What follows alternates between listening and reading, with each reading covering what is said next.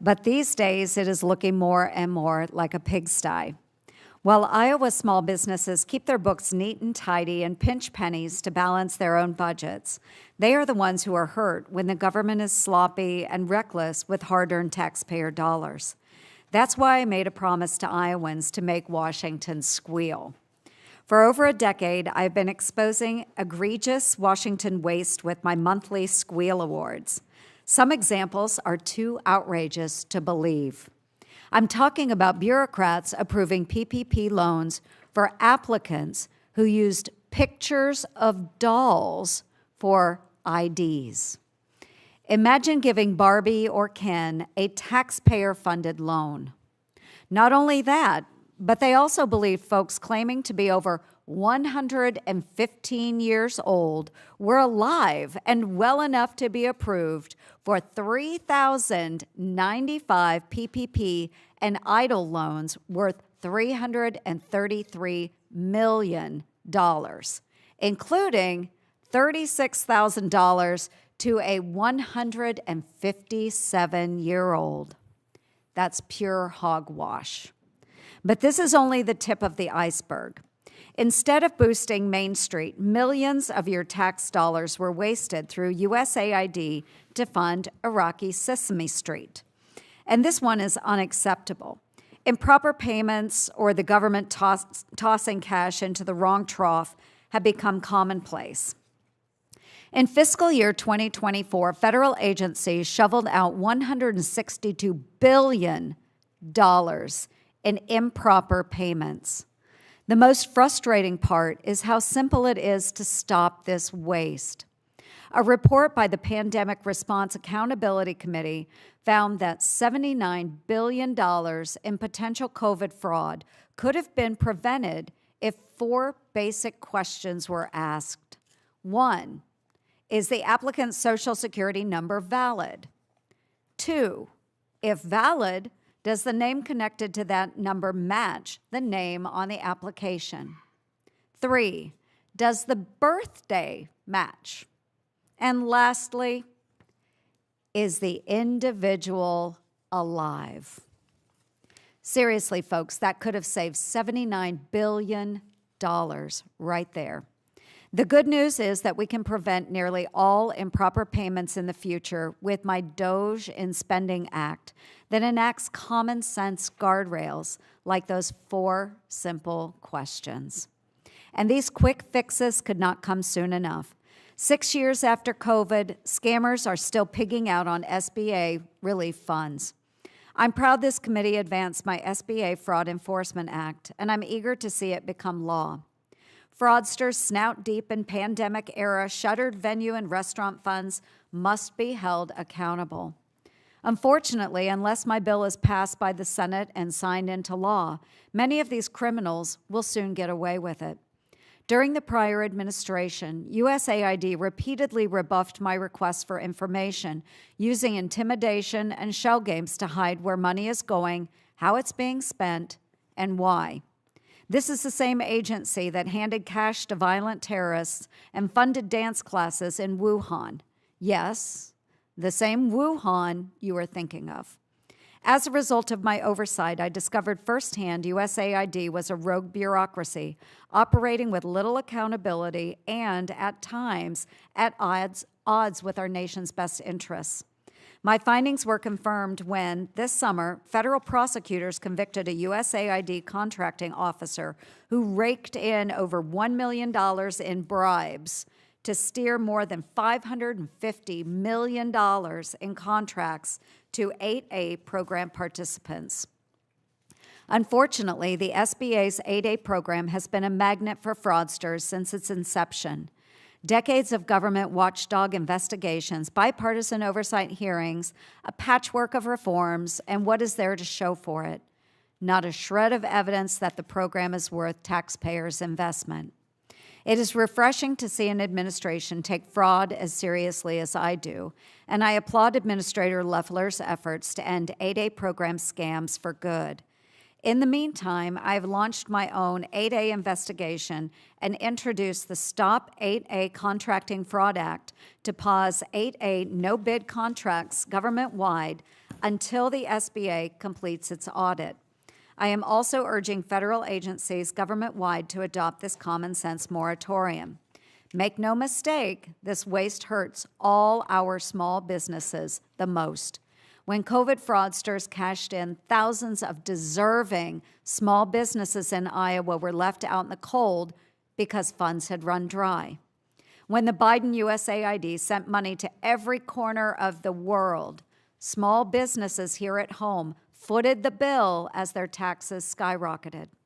When 8A programs divert government contracts to businesses committing fraud, legitimate small businesses pay the price, losing jobs, revenue, and growth opportunities.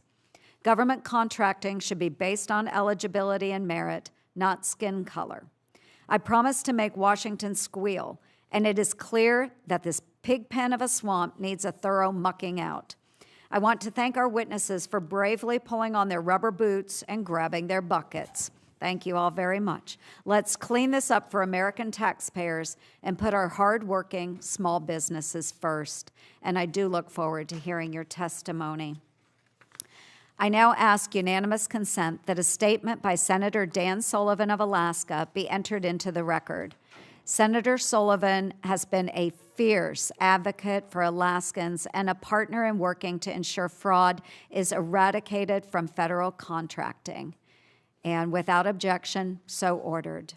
I now recognize Ranking Member Markey for his opening statement. Thank you so much, Madam Chair. Today's hearing is called Running Government Like a Small Business. Cut waste, crush fraud. Sounds important. A more accurate title, however, would be Running Government Like a Trump Family Business. Cutting deals with billionaires and crushing small businesses. That's what the title on this hearing should say. Because this administration, the Trump administration, it's chosen to focus their energy on relentlessly attacking small businesses, from tariffs to health care to electricity prices to contracts. Yeah, they're focused on small businesses, crushing Main Street.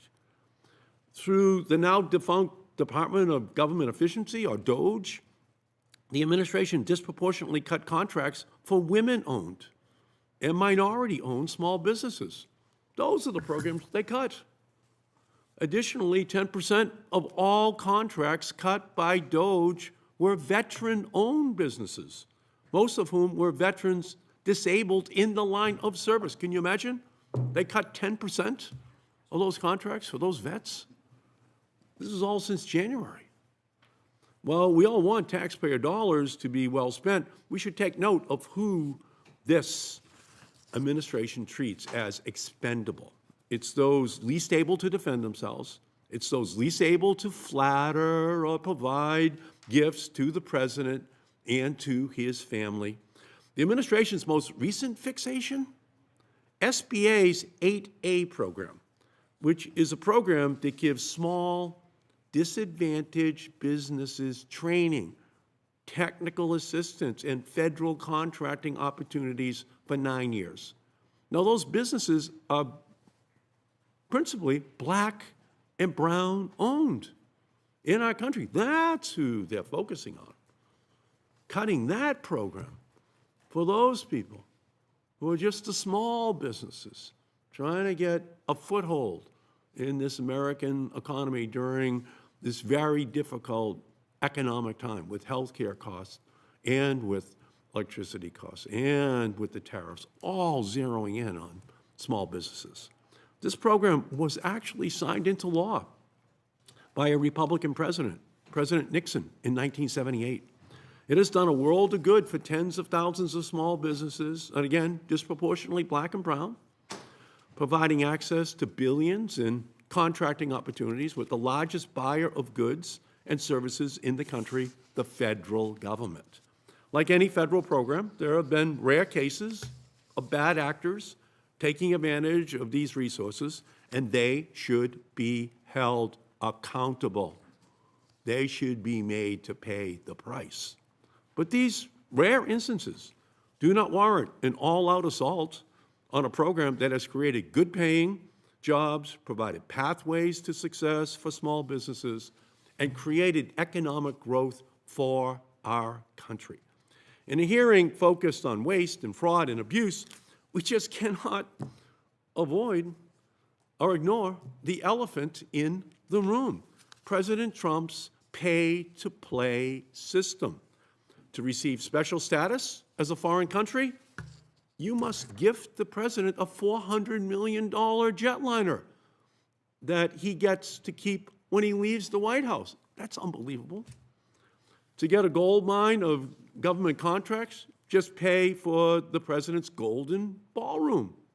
To receive an exemption from President Trump's terrible tariffs, simply give the president a lavish gift or pay to dine at Mar-a-Lago. Can a small business do that? No, they're not dining at Mar-a-Lago. They can't afford it. You got to put up $1 million to just get in the door. This is not how honest, hardworking small businesses get things done. This is how they get business done in The Godfather, Godfather Part 1. That's what this White House is all about. Because when it comes to true oversight, who gets thrown under the floodlights? It's the little guys, the minority small business owner, the black and brown small businesses, the veteran-owned small businesses, the local restaurant trying to make it through the pandemic.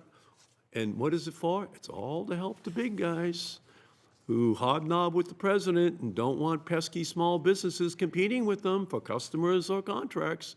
Those big guys say, crush the little guys. And by the way, give us all their money and tax breaks for us, too.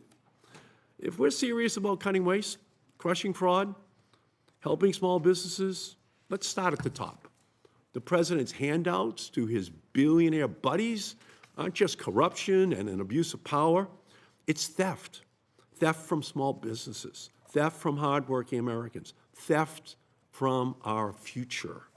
Every tariff exemption handed out to the president's political posse rigs the game against small businesses trying to survive the president's disastrous trade war. Small businesses had to take the president to the Supreme Court to try to remove those tariffs on them. My hope is that they'll rule that way, but you never know with the Supreme Court. Every dollar the Trump family gets by treating our government as their own personal piggy bank is money stolen from everyday people.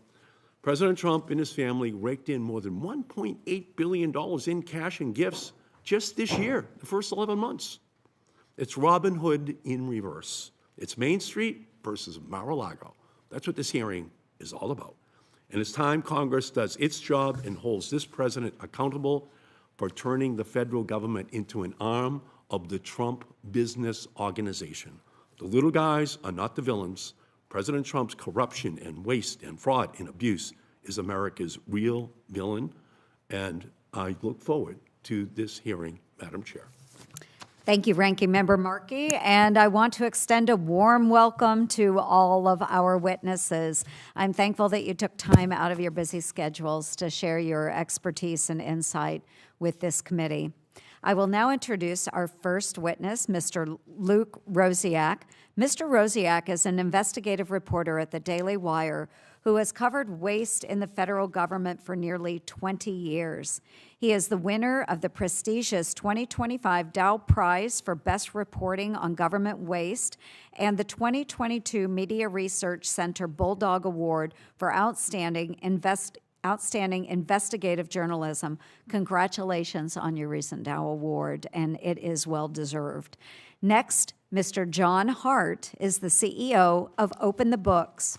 Before joining Open the Books, he served as the communications director to late U.S. Senator Tom Coburn, where he helped pass landmark transparency legislation that put federal spending online. His work at Open the Books includes oversight reports on improper payments, government waste, and COVID fraud. Our third witness, Dr. Courtney LaFountain, is the Acting Director of Financial Markets and Community Investment at the Government Accountability Office, GAO, in Washington, D.C. Dr. LaFountain earned her PhD in economics from Washington University in St. Louis, Missouri. She is a recipient of the 2022 Arthur S. Fleming Award, which recognizes federal employees for outstanding public service. Thank you again, and I now recognize Ranking Member Markey to introduce his witness. Yep, thank you, Madam Chair. Dylan Hedtler Gaudet is the Acting Vice President of Government Affairs at the Project on Government Oversight, or POGO. POGO began in 1981 as a Pentagon watchdog. In the years since, they have expanded to focus on the entire federal government, fighting to achieve a more ethical, effective, and accountable federal government. Mr. Hedtler Gaudet has covered a range of issues, including congressional stock trading, Pentagon accountability, federal spending issues, foreign influence, and the Foreign Agents Registration Act, judicial ethics, and congressional capacity, amongst others. POGO is one of my all-time favorites, and it's so great to have you here today. Thank you. Great. Thank you, Ranking Member Markey. And briefly, I'll take a moment to explain our lighting system to our witnesses. And Mr. Hedtler Gaudet, you just talk away. Okay, so we'll let you know if time is expiring. There are 3 lights in front of you. Green means go, yellow means you are running out of time, and red means wrap up your remarks. I ask unanimous consent that the witness's full statements be included in the record. Without objection, so ordered. As your written testimony has been made part of the record, the committee asks that you limit your oral remarks to 5 minutes. And with that, Mr. Rosiak, we'll start with you, and you are recognized for 5 minutes for your testimony. Thank you, Senator Ernst, Senator Markey, committee members. It's an honor to appear before all of you. I've been an investigative reporter for nearly 20 years, focused on waste, fraud, and abuse in the federal government. I concluded many years ago that the most openly abused and shockingly corrupt program in the federal government is so-called set-aside contracting. Contracts are set aside from open competition for women and minority-owned businesses and other groups. The Small Business Administration coordinates so-called 8A contracting for agencies across the government. That gives this committee an important jurisdictional vantage point for a big pool of money at places like the Pentagon. Now, if you were doing something in your yard, like taking down a tree or doing some other work on your property, you probably wouldn't do that work unless you called around and got, say, 3 quotes from different vendors. You choose the one with the best value. The government will build a tank without even trying to find the best value first through this mechanism that we call set-aside contracting. The program was created in 1978 mostly to help Black Americans start businesses since they'd been discriminated against by the government. But I don't believe any member of this committee would support the program if you see how it works a half-century later. At least 5% of all federal contracting dollars are diverted through set-asides. But these billions don't go to poor minorities in your states. They go to insiders in the suburbs of D.C., which are already the wealthiest counties in the country. Very little goes to Black Americans these days. The racial composition of America is more complex than it was back in 1978. In the case of first-generation immigrants, this results in an odd policy that the government is basically prioritizing foreigners over Americans. By one measure, South Asians, from people from the country of India, gobble up a lion's share of 8A contracts, while Black Americans get only 15%. Not 50%, but 15%. The scandal isn't that there have been a few examples of abuse. The scandal is that it's hard to find one that isn't. Pick a random set-aside contract on usaspending.gov. I quickly chose OCT Consulting, LLC when preparing this testimony. So this isn't a notorious fraudster that's been in the news. I haven't written about this person. I literally just picked them off a list a couple days ago. It's a guy named Atul Kathoria who lists a home in McLean, Virginia as his company address. He received 19 contracts from the federal government totaling $43 million without having to show that he had the best price or the best services. The government didn't even consider anybody else. Now, normally it would be illegal to give a contract to a company with no competition. That can enable bribery and kickbacks. It's the kind of thing corrupt countries like Russia do. In this case, it was legal because the government certified OCT Consulting as a, quote, subcontinent Asian, Indian American-owned small business 8A participant. Well, perhaps the SBA forgot to check with the U.S. Census Bureau.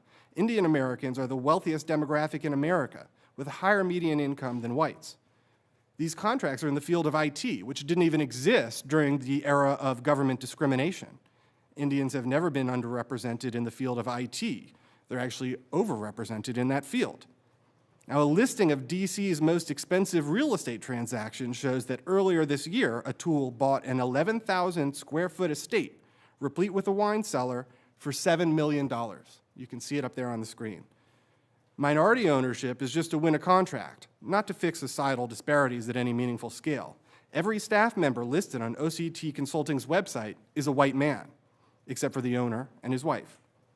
What did Atul do before he became a disadvantaged businessman and overcame all odds to become a millionaire?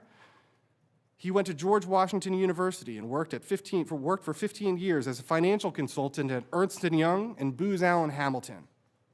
This kind of thing is a disgrace. You've all seen the video where an exec from Native American 8A ATI Consulting was caught on camera saying they just subcontract the work out to companies like Accenture and keep a huge cut.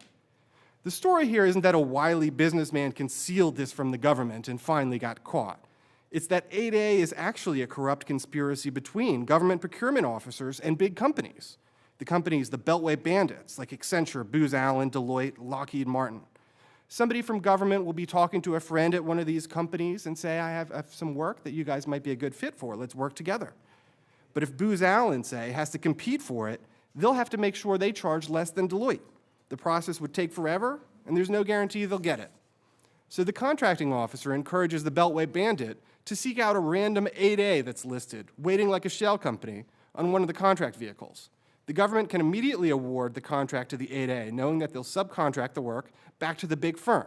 It's just a way to bypass competitive bidding, a process we have in place for a reason. So the guy in the James O'Keefe video didn't swindle the government. We all knew. The government knew.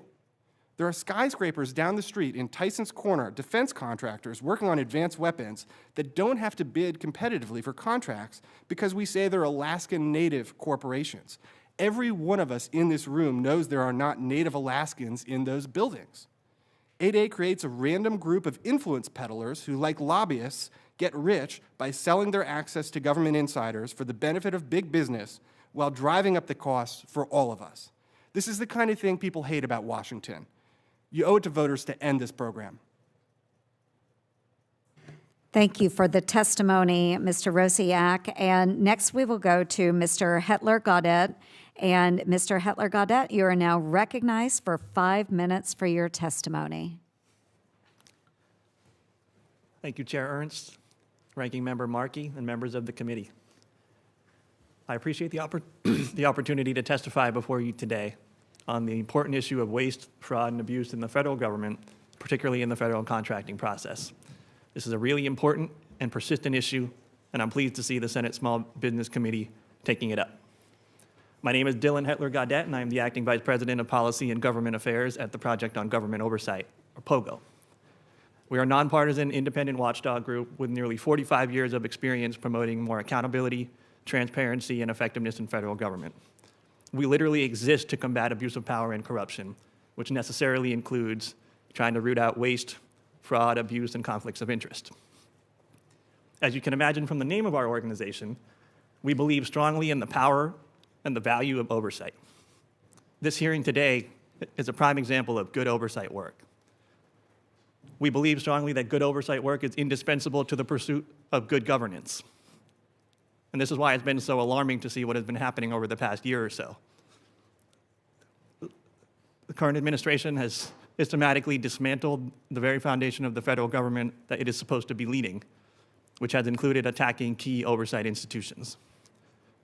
Whether it's firing inspectors general en masse, attacking oversight bodies such as the Government Accountability Office, cutting off access to key agencies for press and journalists, nominating manifestly unfit and unqualified individuals to serve in critical oversight positions, or largely relegating Congress to the sidelines. The current administration has made a mockery of the very concept of oversight and accountability in government. We also saw the hyped but largely failed effort to root out waste, fraud, and abuse under the auspices of the so-called Department of Government Efficiency. Beyond that, we've seen direct assaults on the constitutional structure of government, which has included the illegal impoundment and withholding of congressionally appropriated funds and the unlawful firing of large numbers of federal workers. We have already heard today and we'll continue to hear more about the Small Business Administration's 8A Business Development Program. We should put this program in a little bit of context at the outset here. All 8A contract dollars comprise about 5.4% of the total $755 billion that were handed out in federal contracts last year, the vast majority of which are awarded to very large, well-connected, powerful corporations.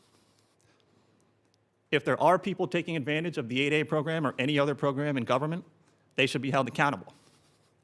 But we must realize that oversight bandwidth and resources are extremely finite and scarce, and we need to triage those resources and focus on the most egregious and the largest examples of waste, fraud, and abuse.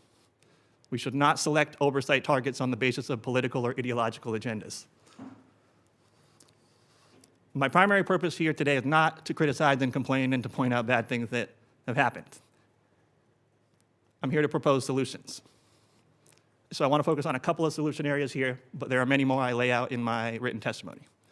First, we must protect, strengthen, and preserve the independence and the effectiveness of key watchdogs and oversight practitioners, such as inspectors general and the Government Accountability Office. We must also sufficiently resource and fund those organizations so that they can perform their critical oversight duties effectively. The Senate also has an especially pivotal role to play in providing advice and consent on the nomination of the individuals who should be leading those entities, and the Senate must never allow the confirmation of politically compromised, unfit, and unqualified individuals. We must also take a long, hard look at the ethics, rules, and the enforcement of those rules that we have on the books currently. They are wholly insufficient to the task of rooting out corruption, conflicts of interest, and cronyism, which play midwife to waste, fraud, and abuse. We must also halt the pernicious effects of the revolving door between agencies and the very industries that those agencies are supposed to oversee and regulate. We have an opportunity before us here today and in the rest of the 119th Congress to advance real, common-sense reforms to promote government integrity and crack down on waste, fraud, and abuse. Me and my organization stand ready, willing, and able to partner with anyone who wants to turn those goals into reality. Thank you for having me here today, and I look forward to answering your questions. Thank you, Mr. Hedtler Gaudet. We appreciate your testimony. And next, we will move to Mr. Hart. And Mr. Hart, you are now recognized for 5 minutes for your testimony. Madam Chair Ernst, Ranking Member Markey, and distinguished senators, thank you for the invitation to testify today. Every dollar saved in Washington is a dream realized somewhere in America. Nowhere is that more true than in the small business community. Small businesses aren't just the engine of growth, they are also teachers. They teach us that our founders were right, that Thomas Jefferson was on to something when he said, the natural progress of things is for liberty to yield and government to gain ground. So I commend this committee for truly listening, for hearing. And we're here, of course, because government doesn't operate like a small business. Instead of doing more with less, government does less with more. Over the past 100 years, the federal government has grown massively. In 1925, it spent about $484 per person, adjusted for inflation. Today, that number is more than $20,000 per person. And in our economy, we see this law at work. The best way to make something expensive is for government to make it affordable. Sectors that have been the most lavishly subsidized, such as healthcare and education, have seen the worst inflation. On the other hand, sectors that have not been as heavily subsidized, such as electronics, tend to produce goods and services that get better and more affordable over time. It's pretty simple. TVs get thinner while government gets bigger. While government borrows to avoid hard choices, small businesses live in the real world of finite resources. Our unsustainable safety net programs are absolutely the primary drivers of our debt and deficit, in particular healthcare fraud. But government salaries are part of the problem. Between 2020 and 2024, government salaries rose 33% faster than private sector wages. Meanwhile, the number of federal employees earning more than $200,000 a year rose by 82% to bring the number to 70,000 employees. And today we have more than 400 agencies and sub-agencies in the federal government. Do small businesses really need 400 agencies to succeed? Or would they be better off with 200, 100, or maybe the 4 our founders authorized in the Constitution? Instead of expanding federal agencies, we should be expanding their agency. Meanwhile, the agency charged with helping small businesses often misses the mark. Across the country, we see SBA lending flowing to organizations that most Americans would never consider, quote, small. SBA-backed loans have gone to Fortune 500 firms, Rolex stores, Napa wineries, luxury spas, and plastic surgery centers. These aren't the mom-and-pop shops Congress intended to support. Since 2023, our auditors found more than $105 million in SBA loans for private country clubs, beach clubs, tennis and racket clubs, and yacht clubs. Nearly half of that in 2025 alone. Another $11.8 billion went to highly capitalized investment funds and venture finance firms, which was aid to Wall Street, not Main Street. And fraud and improper payments compound the problem. During the pandemic, the SBA issued paycheck protection loans to 50,000 entities on Treasury's do not pay list, a failure that modernized data systems could have prevented. Major law firms and accounting firms received $1.4 billion, despite showing little or no financial hardship. And of course, we all know age-related fraud also flourished. In 2021 and 2022, SBA issued 5,593 loans to businesses owned by people who said they were 11 years old or younger. Now, I applaud that initiative, but I think that may not be true. While 3,095 loans went to borrowers aged 115 or older. That's $645 million in questionable loans in just 2 years. And as you memorably noted, Senator Ernst, some fraudsters uploaded pictures of Barbie dolls as forms of ID to obtain loans. So I guess that makes us all kin, accessories to the fraud and waste of our own taxpayer dollars. But the good news is our system is amenable to change. 20 years ago, my late boss, Senator Tom Coburn, teamed up with a young senator from Illinois named Barack Obama to pass landmark transparency legislation that put all federal spending online for the first time. Obama said, "It is not often that two senators from different parties are able to bridge the partisan divide in this town and get something accomplished. But the American people demand greater transparency and accountability. And it is our honor and privilege, indeed, it is our duty to provide the tools to help make that possible. At Open the Books, we are continuing that work. We're encouraging real-time transparency and building next-generation AI tools. We believe the best way to thwart a surveillance state is with a surveillance citizenry." So thank you, and I look forward to your questions. Thank you, Mr. Hart. And Dr. LaFountain, you are now recognized for 5 minutes for your testimony.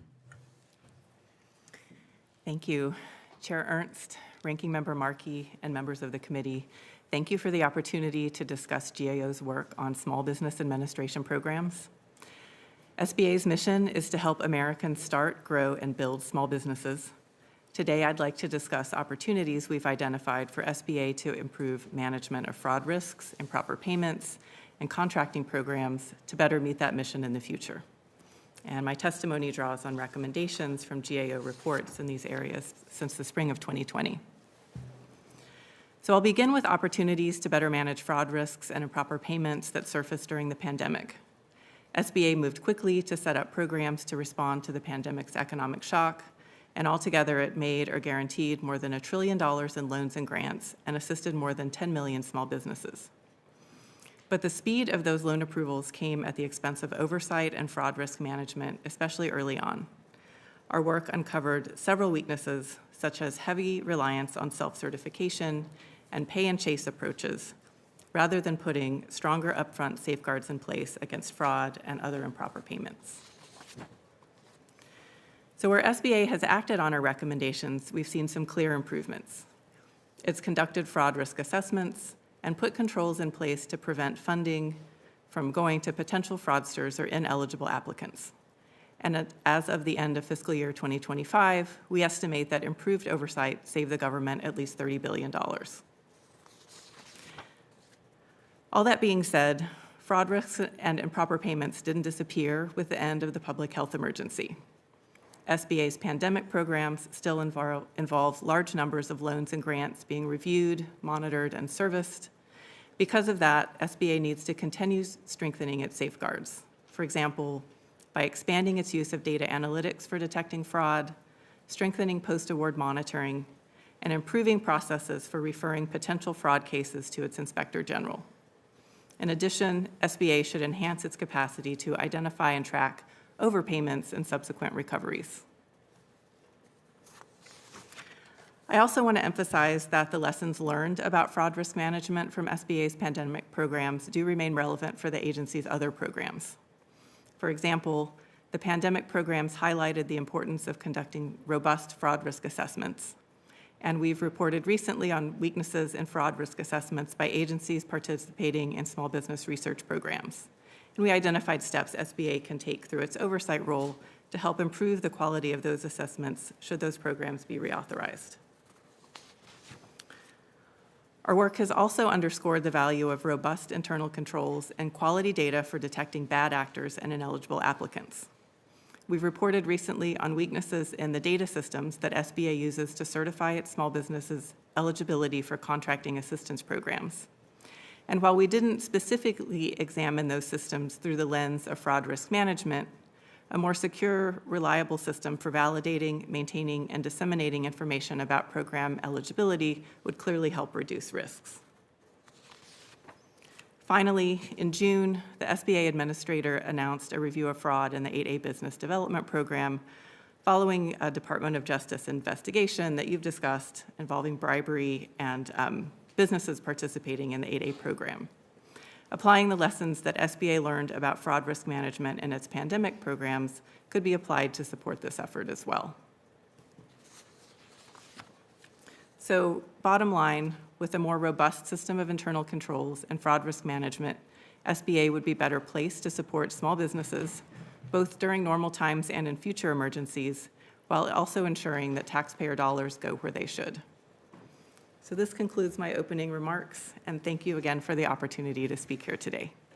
No, thank you everyone for the testimony, and we'll move into the question answer portion of today's hearing. And I now recognize myself for 5 minutes for questions. And Mr. Rosiak, we'll start with you. Today, the 8A program allows Washington insiders to sell government access and contract awards. What's your assessment of the program's current oversight mechanisms, and how effective have they been in preventing abuse? So oversight hasn't worked, and it's not going to work. Set-asides are inherently extraordinarily vulnerable to corruption and fraud and waste. Wherever there's the prospect of millions of dollars going to somebody without the usual competitive process, the free market is going to find creative ways to get that money to where it would otherwise have gone, which unfortunately often means big companies.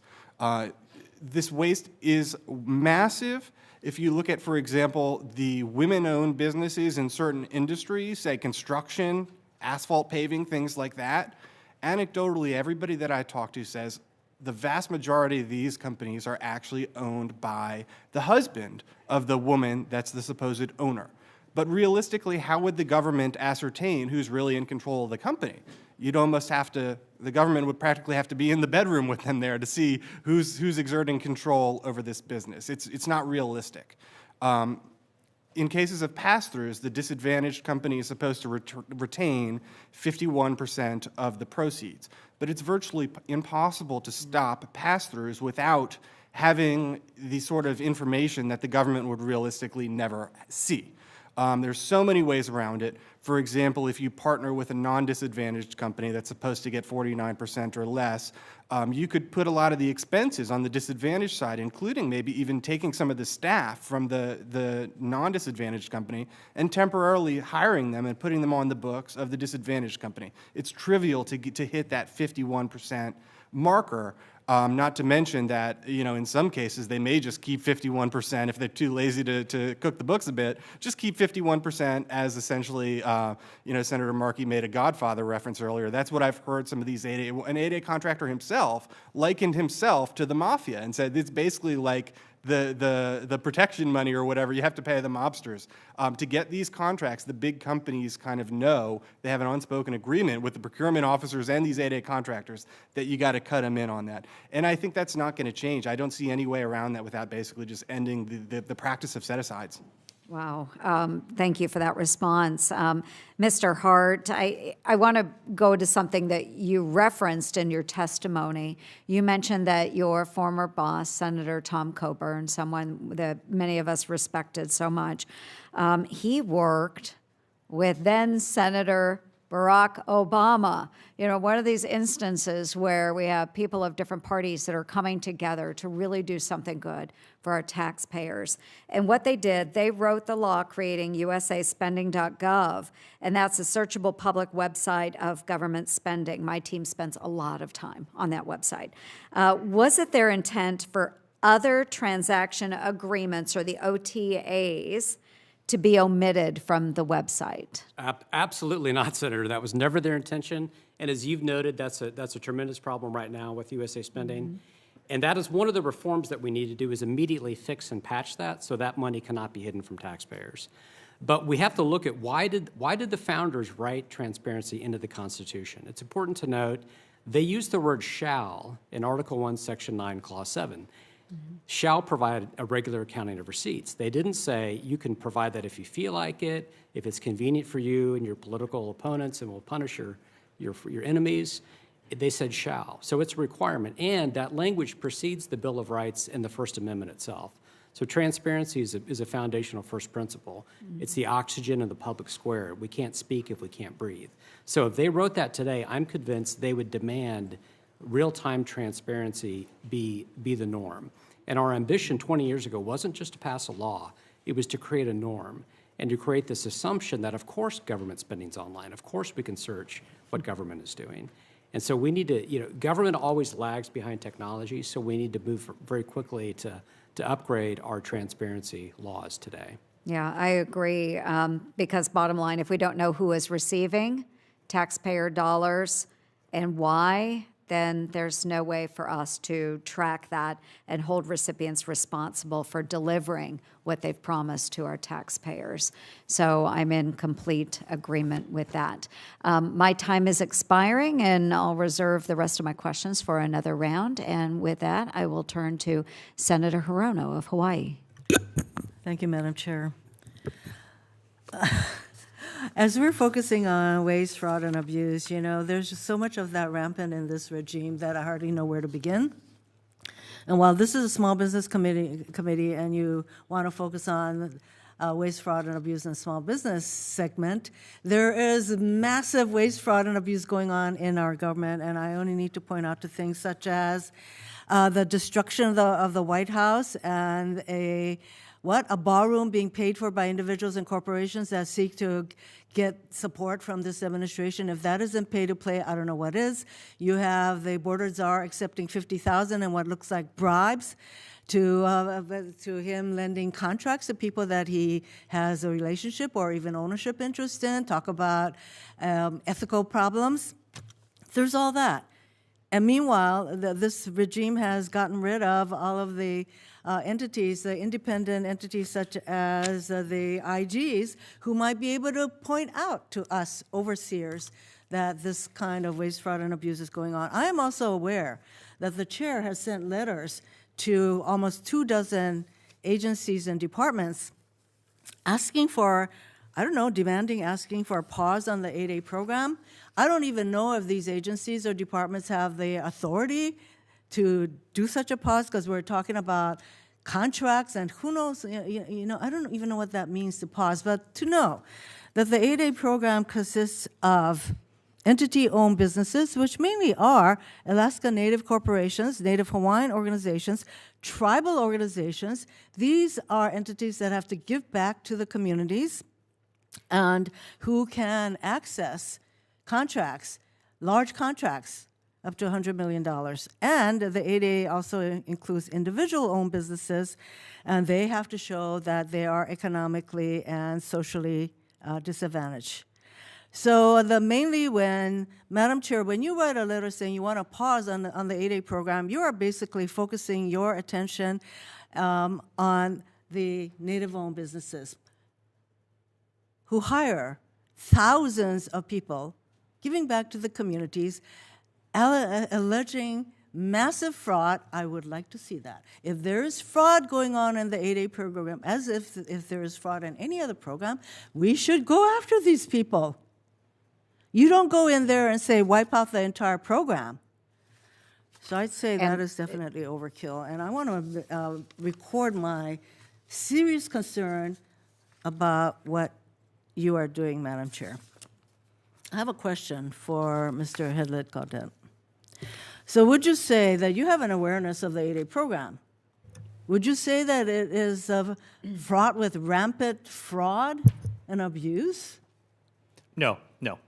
I would say that, as you just mentioned, with any program, in the federal government, especially ones that deal with money, there are going to be people who take advantage of the system, bad actors. Yeah, and considering that the 8A program consists of maybe 41 billion or so in contracts versus, what is it, 755 billion?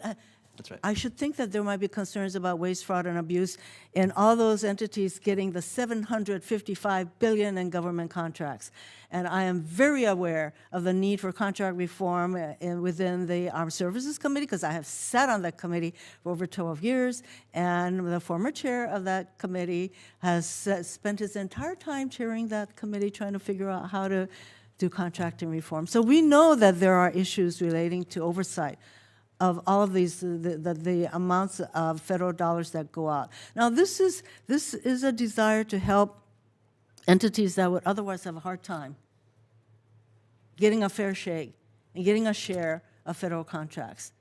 This committee is actually supposed to be supporting those efforts, not to support waste and fraud, of course not, but to enable entities that would otherwise have a difficult time getting their opportunity to provide services to our country. When I think of all of the obvious conflict of interest and pay-to-play activity that is going on, not to mention the president wanting $200 million from the Department of Defense, which he considers his law firm. He considers Pam Bondi his lawyer. He wants the DOD to go after all his enemies. Well, what is that but abuse? Why don't we pay attention to those things? Okay. You have 2 seconds, Senator. I have run out of time, but you... Yes, thank you. And I just, because the member has brought into question my motives, I did say pause on the 8A program. I did not say cancel the 8A program because of the recent abuse that has been brought to light through various investigative pieces of journalism. You are out of order, Senator Hirono. Thank you. So because of the abuse that has existed in the system, and I think most Americans, and especially our small businesses, would want us to open the books and provide transparency. So that's what we are asking, is a complete audit. Those that are fearing audits perhaps shouldn't be participating in federal government programs. I began my political career as an auditor. I believe in transparency and oversight. So next we will recognize Senator Husted of Ohio. Thank you, Chair Ernst, and I appreciate what you're doing by raising this issue and giving us an opportunity to talk about it today. I'm just blown away by the idea that the people think that given the events, the recent events, that fraud is not an issue. The COVID fraud in the system was outrageous, including unemployment compensation. We're dealing with an issue in Minnesota right now where perhaps as much as $1 billion was stolen and money diverted away from what was supposed to be a food program for poor kids into the hands of criminals. And I was just on the Senate floor talking about the Affordable Care Act premium subsidies, which we know have been ripped off between, well, $21 and $27 billion, according to different reports, including one from the GAO. And this is a huge issue because people lose trust in government when they think their programs don't work. And I'm going to ask you each to answer a yes or no question because I'm interested in your take, because I'll tell you a quick story. I was with a road contractor that does aggregates, asphalts, and things like that. And I asked him about which he's not part of any set-aside program. I said, what do you think about these set-aside programs? He says, he said, they don't really bother me because everybody who has a set-aside just brings their trucks here, fills them up with my stuff, my aggregates, marks up the price, and then delivers it to the same place that I would. So I'm going to ask a question. Is that illegal?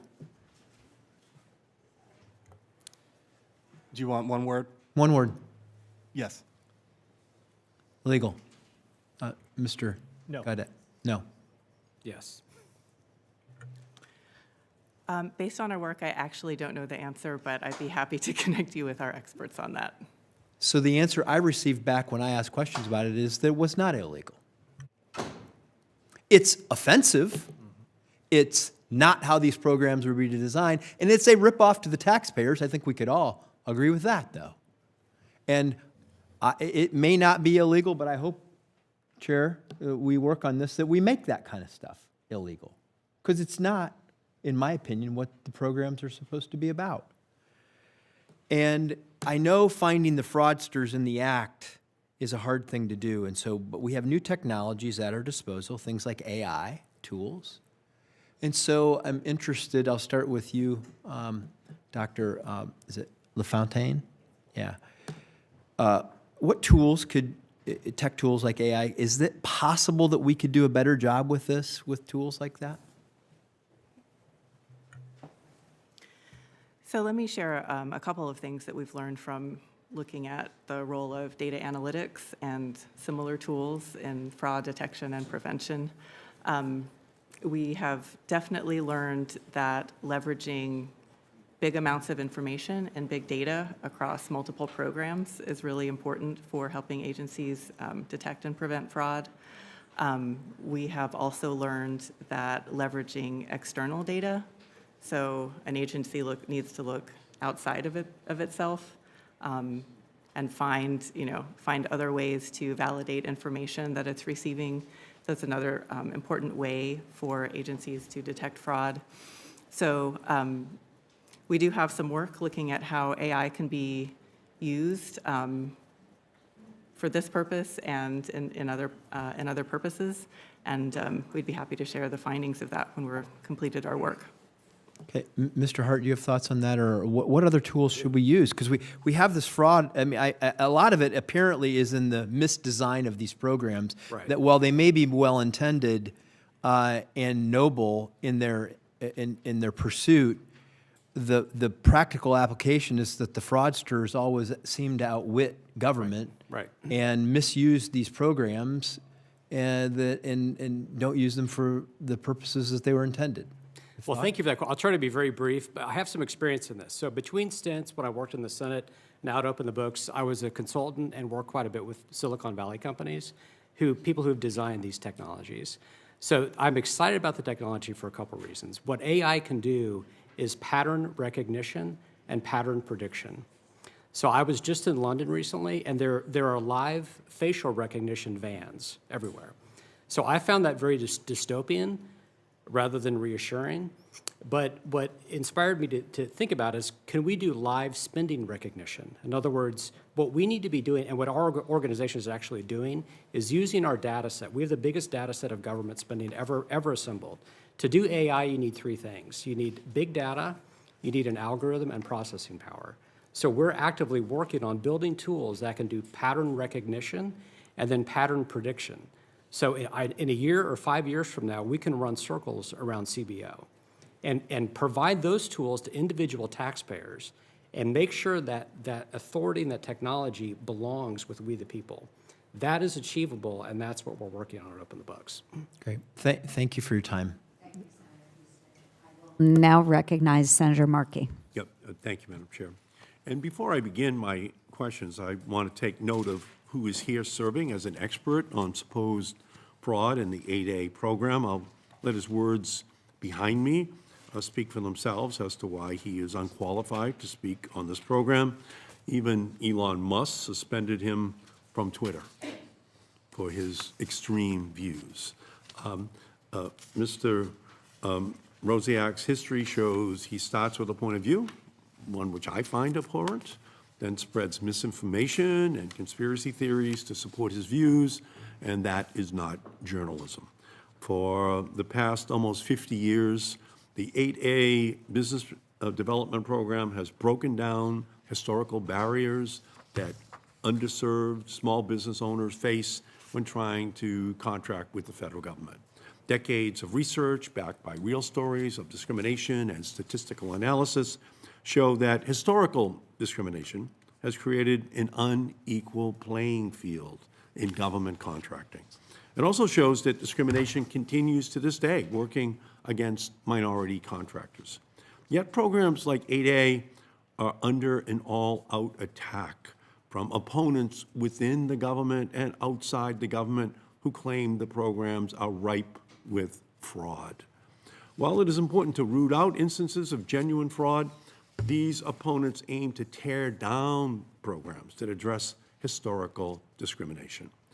Mr. Hedtler-Gaudette, how do programs like 8A program and other small business contracting programs help competition, help to ensure that in the federal contracting space that there is room that is made for access for the groups that historically had been left out?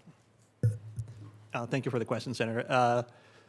Small businesses are, as everyone on this committee, I think, would agree, the backbone of the American economy. However, they are not the backbone of the federal contracting system, and that is because there are a handful of extraordinarily large, extraordinarily well-connected and powerful corporations who vacuum up the vast majority of federal contracting dollars. This is particularly true in the defense industry space, but it's true everywhere also. So SBA programs and, generally speaking, small business set-asides are critical to trying to unlock the sort of stranglehold that small cadre of very large companies has on federal contracting dollars. And when you expand and diversify and broaden the industrial base, you make it healthier and more resilient. And then when you have an eye toward broadening and diversifying even within the small business contracting space and trying to make sure that the playing field is level for those who might want to be in that space, you do an even better job of increasing the health and the resiliency of the industrial base. Yeah, so Mr. Hedtler-Gaudette, do you believe small disadvantaged businesses contracting programs make up the most fraud or waste in the federal government? Do you believe they make up the most within just the federal contracting space? That's a categorical no. No, it's not even close. Do you believe the Trump administration's actions towards 8A program are efficient or effective oversight? I do not. I think if they cared deeply about looking into 8A or any other program, they would have an inspector general do it, because that's who should be doing it. I also think it's a little bit too convenient that the program they're targeting happens to fall into a category of a sort of ideological or political viewpoint that they disagree with. Yeah, and they fired the best inspector general in America in January, who oversaw the SBA. They just fired him. In June, SBA announced the so-called audit of the 8A program, and this month, SBA ordered all 8A firms to submit extensive documentation within 30 days over the holidays as a part of their investigation. Oversight is important to make sure that government programs are working properly, but I'm concerned that the SBA's investigation is politically motivated. Dr. LaFountain, the GAO, provides the standards for government audits through what's known as the Yellow Book. Can you tell us how audits are done and what your office typically conducts them? So thank you for the question. I love to talk about the Yellow Book. The Yellow Book is our nickname for the Generally Accepted Government Auditing Standards, or GAGAS. And this is a framework for conducting high-quality audits with competence, integrity, objectivity, and independence. The Yellow Book is a big book, and it covers a lot of territory. It explains the purpose of government auditing, which is to provide objective analysis and information needed to improve government performance and accountability. It includes standards for conducting audits ethically, independently, and with sound professional judgment, and other matters related to making sure we do our work in a manner that's transparent, independent, and accountable throughout our auditing process. Yeah, thank you. So as I spoke about in my opening statement, it is ironic that we're here today to talk about waste, fraud, and abuse and are ignoring the elephant in the room. President Trump's supercharged pay-to-play system designed to benefit his billionaire buddies and hurt small businesses. Mr. Hedtler, as an expert in oversight, could you explain how President Trump is using the federal contracting system to reward donors and political supporters? Sure. One specific, especially brazen example of this, and it's been mentioned a couple of times, but I think it's worth underscoring because of how conscience shocking it should be to everybody, is the East Wing Ballroom project. Recently, a report came out from one of our colleague organizations, Public Citizen, that scanned all of the corporations and individuals who were donating to that vanity project, and it turned out that a large number of them were big prime contractors who, on average or in aggregate, held about $280 billion worth of federal contracts. So I think there's a bit of a, clear wink, nod, pay to play, at the very least, the appearance of such a relationship there. Yeah, and what effect do you see that pay-to-play system having on small businesses? I think the more the already well-connected and the already powerful companies who receive contract, the more they receive, the more you crowd out and close off opportunities for smaller businesses. And how does corruption or fraud in the 8A program compare to what the administration is doing with its big business contracting and backroom deals? I think in terms of scale and scope, it doesn't really compare at all. Yeah, like an elephant to a mouse, huh? Thank you. So, yeah, so we thank you for your great work on this, and I think you've helped to clarify what is going on here today and how we still haven't had a hearing in any one of the Republican-controlled committees on what the Trump administration is doing to instill waste, fraud, and corruption into the heart of the federal government. Thank you, Madam Chair.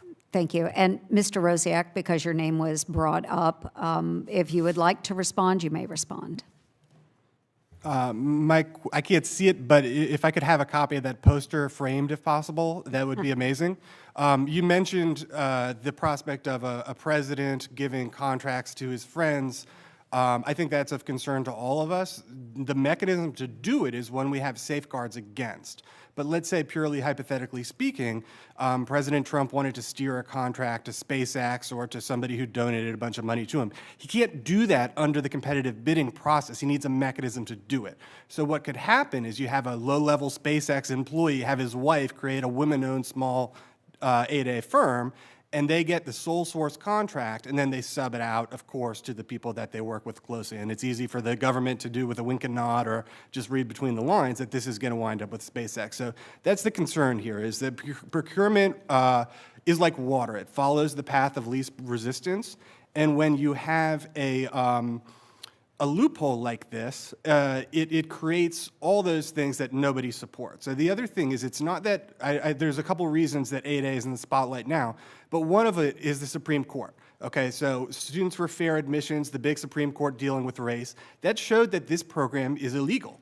There's a court case called Ultima that has subjected 8A to an injunction right now. So we can't have a hearing about 8A and talk about, oh, Trump is against DEI, whatever, without recognizing it's literally under injunction right now. So this committee is going to have to go back and revisit the legislation, and the SBA is going to have to, as the terms of a legal settlement or a final court order, to do a rulemaking process. But right now, the government cannot treat people differently based on race. You're left with just a random set-aside program, which is just rife for all sorts of exploitation. Thank you. Madam Chair? I appreciate Madam Chair? I'm on my 5 minutes of questioning. Well, you gave him more time. This is to part of answer than- part of my questioning. Oh, what, you mean I get recognized again? You'll get recognized again, Ranking Member Markey.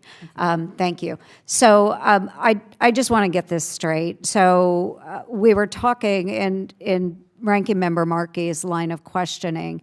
He said, the largest amount of fraud, waste, abuse is not in the Small Business Administration and its programs. I might be paraphrasing a little bit. This is, however, the Small Business Committee, and that's what we are focusing on today. So, Mr. Hedtler-Gaudet, you said that no, that doesn't happen the most in the 8A programs. However, I did annotate or go through quite a few billions of dollars of fraud or waste that happened within the 8A programs, the PPP, the EIDL loan programs. So you are not saying to this committee that we should not go after people committing fraud in these small business programs of which the Small Business Committee has jurisdiction. Am I correct? Yes, absolutely. You should go after fraud and waste wherever it exists. I think the point I was making was more about sort of prioritization of resources in doing so. No, thank you for that clarification. And I would state as well, I have focused on fraud, waste, and abuse for the past 11 years of my Senate career, regardless of what agency or what president was at the helm. So I think it's fair to say that we fight for American taxpayers regardless of whether we have an R, a D, or an I behind our name. And that's the purpose of today's committee, is that we're focusing on fraud that has occurred within these programs. So a question for the entire panel, just very quickly. Just last week in my home state of Iowa, just to show I don't pick on everybody without recognizing issues in my own home state, there was a former Cuban military sergeant who came to the U.S. illegally after crossing the southern border and was sentenced to 4 years in federal prison for his role in orchestrating a pandemic benefits fraud conspiracy involving $2.4 million in fraudulently obtained PPP loans. An illegal Cuban militant in Iowa applied for and got $2.4 million in PPP loans. Meanwhile, many of our Iowans were struggling to keep their lights on during the COVID pandemic. So because I only have 20 seconds left, we have a lot of egregious examples, but wouldn't you agree this is someone that should have been prosecuted? Mr. Rosiak. Yes. Mr. Hedtler Gaudet. Yes. Mr. Hart. Yes. Ms. LaFountain. Based on our work, yes, it should be investigated. Thank you. And I'll recognize Ranking Member Markey for a second round. Just move on to your next question. No, thank you. And again, I wasn't going to put it in the record, but I will. You know, one of Mr. Rosiak's tweets just says, "Turns out lots of DEI hires are both dumber and vastly more immoral than their competent predecessors." And I don't think that the evidence would actually bear that out. I just think that basically continues to reflect a pre-existing bias. So, Mr. Hart, in your testimony, you called for transparency surrounding contracting. A recent study found that donors to the President's Ballroom project have received $279 billion in federal contracts over the last 5 years. Mr. Hart, do you think those donors to the ballroom should have to disclose their names? Well, Mr. Markey, what I believe is that in our Constitution, the founders described transparency not as a two-way street, but a one-way street. In other words, as taxpayers, we have the right to inspect the government's checkbook. However, the government does not have the right to inspect our checkbook. I think that's the constitutional standard of transparency, and when we conflate those two, we actually dilute the meaning of transparency in the Constitution. I'm an equal opportunity oversight person. I think we should look at the spending of everything, but if we expand the aperture of the hearing to look at ballroom spending, we should also look at healthcare fraud. And the Pete Peterson Foundation found that there's $925 billion in healthcare fraud. So the other title of the hearing could be the opportunity cost of fraud for small business, which is extreme all over the federal government, particularly in the healthcare sector. No, thank you. And this year, I have sent a number of letters to the SBA asking about DOGE's activities. And requested a meeting with DOGE in February. That has yet to occur, and I've asked for that meeting with DOGE and the SBA, led by the chair, over and over and over again. We haven't had it. DOGE is in like a witness protection program. You know, they're someplace. We know they're someplace. They're inside of SBA. And by the way, the same thing is true over the Environment Committee. No hearings. Over at Labor, no hearings, no hearings, no hearings. They're inside. You know, but we don't have any hearings on it. And we know there's a lot of waste and fraud and abuse, corruption going on. We just aren't going to have any hearings on it. And I think we're going to finish the whole term without ever having had a hearing on DOGE inside of these federal agencies. And that's a crime in and of itself, that we're not going to look at that. It's hiding in plain sight right in front of us, Doge inside of these agencies. What kind of self-serving activities are they engaging in? Who are they helping by the decisions which they are making? What's going on? Well, we're the committee of jurisdiction, and we haven't had a hearing yet. We haven't had a joint to find out what is going on. So what little we do know about Doge's dealings at SBA is coming from the media rather than SBA's responses to my congressional requests.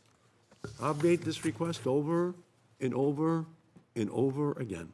And in rare cases where I've received a response, there is no helpful information, which we get. They write their answer essentially in invisible ink. They don't provide the information which the public, Mr. Hart, is entitled to, the transparency. It's a one-way street. It's coming out of the federal government to the American people. Then they can judge what's going on. They're not going to provide that information. And it's my understanding that GAO also has had some trouble getting Administrator Loeffler and her team to respond to requests for information that is necessary for your work. And I'm very glad to hear that GAO is conducting a government-wide review of the administration's efforts to implement the president's executive orders, including how Doge has been used to access data and make policy decisions without any transparency. Who are they helping? What businesses are they helping? What friends of the president are they helping? We don't know. And it's not just SBA, it's every agency. It's the entire federal government. So, Dr. LaFountain, is GAO looking to see how Doge complied with privacy and information law? Yes, we have a body of work, at least 8 engagements ongoing on issues related to Doge, and we do have one engagement on Doge and data protections that is looking at compliance with privacy and information law. Okay, so again, I reiterate to you, Madam Chair, I request that this committee hold a hearing on GAO's findings about Doge, specifically about their compliance with data and information security laws. This would be especially helpful since we never heard from Doge despite our efforts to get them to brief our committee. And I make that, again, as a special request to you. I think the American public is waiting for the answers to the questions they are asking about what's going on inside of the SBA. Yes, and thank you. And Doge does happen to be the Democrats' favorite boogeyman out there. And I do want to be clear that under this administration, we are finally reining in government spending and rooting out waste, fraud, and abuse. So during the pandemic and under the Biden administration, SBA loans were given out like candy. Let's not forget that individuals who used Barbie dolls as their photo identification were approved for SBA loans. This is totally unacceptable. In March, it was announced that due to Doge's hard work in this area, they have uncovered more than 5,000 SBA loans, equivalent to millions of dollars, where the listed borrower was 11 years old or younger. Again, Doge is the Democrats' favorite boogeyman. If updating outdated systems and saving taxpayers' time and money scares them, that says more about their priorities than ours. Are my Democratic colleagues saying that we should be ignoring billions of dollars of waste, fraud, and abuse because we're focusing only on SBA today and not the entire federal government? The Biden administration tried to sweep this problem under the rug. We aren't doing that. In fact, we're going to do everything we can to stop it from happening again and recollect every penny that was stolen or misspent. As chair of the Senate Doge Caucus, I agree with the aim of Doge, which is to ensure that taxpayer dollars are being used effectively and that waste, fraud, and abuse in the federal government is rooted out. And this demonstrates why, to truly create change within the federal government, DOJ has been given access to many federal agencies and department systems, which has allowed them to cut through long-standing hurdles to find waste within each government entity. And all Americans should know that DOJ employees are federal employees. They are federal employees, subject to the same background checks, privacy laws, and restrictions regarding data sharing as any other federal employee. So if we want to discuss hypotheticals and leaked data, whatever might be out there, let's talk about real leaks and failures, starting with how a former IRS contractor leaked the private data of more than 400,000 taxpayers, including President Trump's. Additionally, I've heard my colleagues question if DOJ has saved money, and the answer is a resounding yes, and it's transparently listed on their website. DOJ is working to generate real savings and estimates that it has saved about $214 billion so far. DOJ is saving Americans money at across the federal bureaucracy. The Department of Veterans Affairs was paying $56,000 to water 8 plants. Yes, 8 household plants for 5 years. $56,000. I would have loved to have had that contract. Thanks to DOJ, this contract was canceled, and those plants will be watered for free. So while DOJ keeps delivering more savings every day, Democrats are more upset by the effort to stop wasteful spending than by the misuse of Americans' taxpayer dollars. As I've always said, if you can't find waste in Washington, D.C., there can only be one reason. You are not looking. Shouldn't we be pulling the plug on government waste instead of those who are finding it?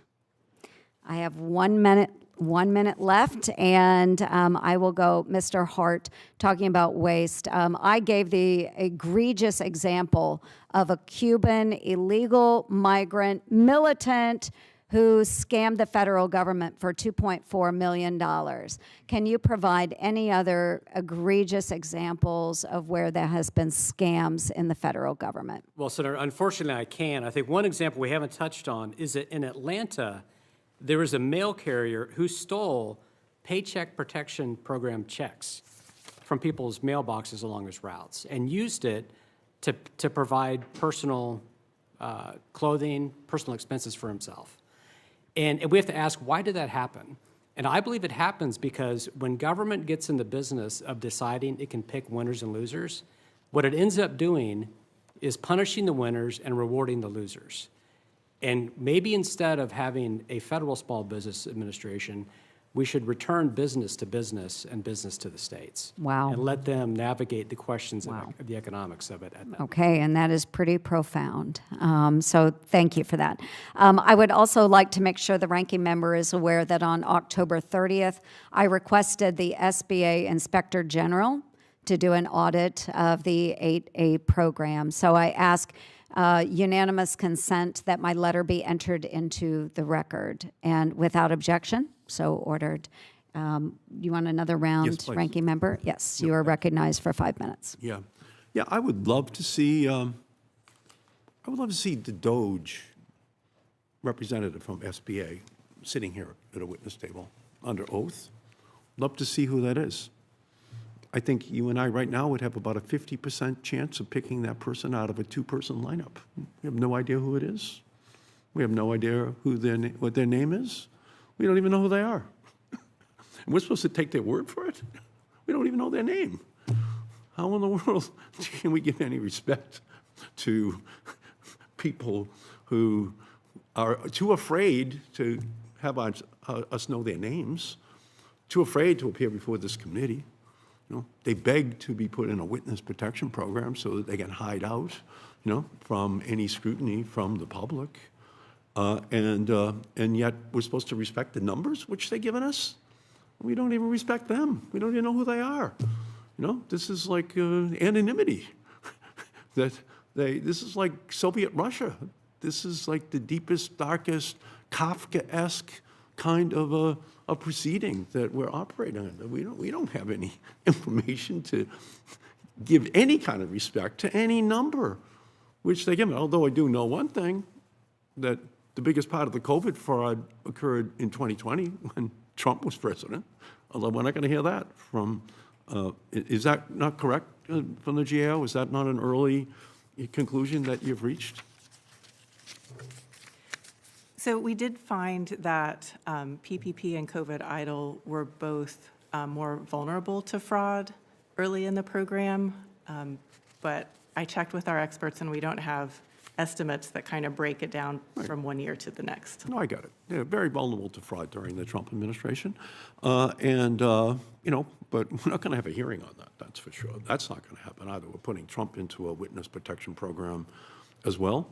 And anyone who represents him and who would have had a responsibility for any of that. But we're not, you know, we're not beyond like taking black and brown citizens who have small businesses and somehow or other being able to smear them when the vast amount of all of the fraud, the elephant, still isn't willing to come in here and to sit down. So, you know, maybe we could let them come in like they're ICE agents and just put bags over their head, you know? Maybe they could wear masks so we wouldn't identify them, you know? Maybe we could just have them sit out there and maybe mumble through their masks what they found. But we could at least cross-examine them, you know? We could at least hold them to an oath. But if they're afraid to be recognized the way ICE agents are, maybe, you know, and that's kind of a characteristic of the Trump administration. People want to put on their mask almost like they are, in fact, engaging in criminal behavior. They are engaging in behavior which is unconstitutional, abhorrent to the rule of law in our nation, abhorrent to the due process protections which all of these people who are in all of these programs are entitled to. So that's pretty much my, you know, take on this. You know, unless and until we have these people in here and testifying, we don't owe them any honest respect at all. Any numbers, any representations, which they are making.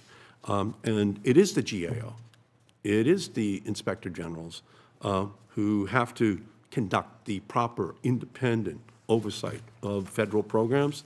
And unfortunately, this is not a hearing focused upon finding bipartisan solutions to problems that are out there. That's what I would like to do, rather than turning this into a star chamber, you know, into a Kafkaesque trial, you know, where it's impossible for us to actually get to the accusers who are inside of DOJ and sending out information, but without any ability to cross-examine them. So we should be having real oversight hearings, Madam Chair. We should be calling on the administration to make sure that SBA programs are running the way they are supposed to. We should be collaborating with the SBA Inspector General, with the GAO, so that we can get to the bottom of what's going on right now. Congressional oversight is critical. It's absolutely essential. And we can't do it if we don't have the facts. We can't do it if we can't get the information. Otherwise, it just turns into political targeting of programs and individuals who have invoked the political ire of particular segments of the Trump empire. And that's just not real oversight. And as members of this committee, we should do everything we can to uplift small businesses. That's not what this hearing is all about.